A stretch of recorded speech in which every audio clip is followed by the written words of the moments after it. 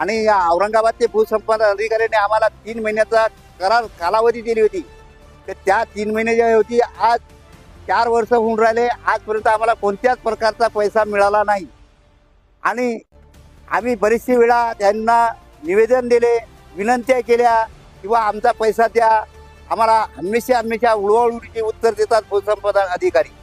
आणि त्याच्यानंतर 2025 दिनांक 3/9 या रोजी आम्ही आखरी कंटाळून की या कर्मचाऱ्यांनी आणि प्रशासनाने कोणत्याच प्रकारची आमची हाक घेतली नाही.